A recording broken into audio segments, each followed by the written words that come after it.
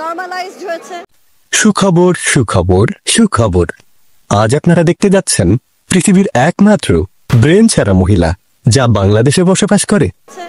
Leave টুগেদারও normalised হচ্ছে এবং নায়িকা ফুটির ব্রেন নাকি লম্বা ছুটিতে গেছে। যদি কেউ সেটা খুঁজে পান তাহলে প্লিজ ফেরত দেওয়ার চিন্তাও করবেন না। আপুটি ব্রেন ছাড়া থাকতেই বেশি মজা করছেন, যেখানে সেখানে গিয়ে আজব সব কথার ঝড় তুলছেন। সেদিন এক ইন্টারভিউতে বললেন ডিভোর্স নর্মাল, লিভ টুগেদারও নর্মাল হবে ইনশাল্লাহ। এটাতে এমন হলো বিসমিল্লাহ বলে দুষ্ট কাজ করার মতো অবস্থা। ভাইরে ভাই, মাইক্রোফোন পেলেই এমন কাণ্ড কেন? মিডিয়ার লোকজনের ব্রেন কি রংচা হয়ে যায় নাকি? কোথায় যে উড়ে যায় কে জানে। আপনারাই বলুন, সুস্থ ব্রেনওয়ালা কেউ কি হারাম জিনিসের সাথে ইনশাআল্লাহ বলতে পারে? আমার তো মনে হয় না। আবুটার তো ব্রেন হারিয়েছে বোধহয়, তাই যা মুখে আসে তাই বলে বেড়াচ্ছেন।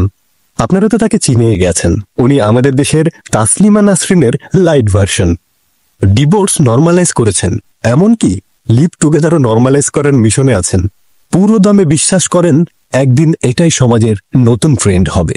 উনি সেই আপু যিনি 7 বছর প্রেম করে বিয়ে, 6 বছর সংসার করে ডিভোর্স। সেখান থেকেই শুরু নর্মালাইজেশনের সফর।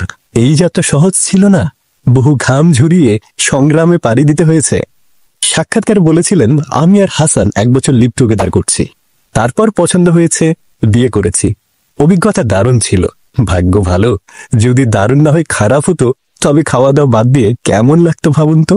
এই আপুদের জন্য কিছুই অসম্ভব না। শেষমেশ বাড়িঘর খালি হলেও সমস্যা নেই, পার্থক্যটা শুধু এটাই, আপুরা ইচ্ছায় কাপড় খোলেন আর অন্যরা অভাবে। উনি তো নিজেই বললেন তার পরিবার লিভ টুগেদার মেনে নিয়েছে।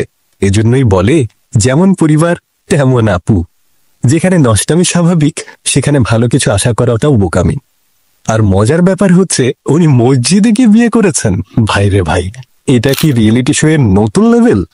ভণ্ডামিরও তো একটা সীমা থাকা উচিত, কিন্তু এই আপু সেই সীমার বাইরেও ওভারটাইম করে ফেলেছেন। এখন তো শয়তানও তার শয়তানি ছেড়ে গাছে উঠে এদের কাণ্ড থেকে হাততালি দেয়। আমার তো মনে হয় আসল শয়তান এদের হাতে চাকরি দিয়ে নিজে রিটায়ার্ড হয়ে গেছে। তাসলিমা নাসরিন তো মনে হয় উচ্ছ্বাসে গর্ববোধ করছেন শেষমেশ এমন একজন শিষ্য পেয়ে। আমার বন্ধু ফানু মিয়া বলল, ভাই এদের ব্রেন হারায় নাই, বরং ব্রেন দিয়েই তারা ভণ্ডামির পিএইচডি করেছে। এরা মনে হয় দুনিয়ায় ব্রেন ফেলে আসছে ভাই। আর যদি থাকেও তাদের ব্রেন, হাগুর সাথে হয়তো বিদায় নিয়েছে। যাই হোক, আমি বানু হোসেন শেষ একটা কথা কই, থাকে তারা বাংলাদেশে কিন্তু ভাবধার ইউরোপ আমেরিকার। এদের জন্যই সমাজে ভাইরাস ছড়ায়। দিনে 3 বেলা প্যারাসিটামল নয়, সরাসরি মায়ের দিলে সবই ঠিক হয়ে যাবে।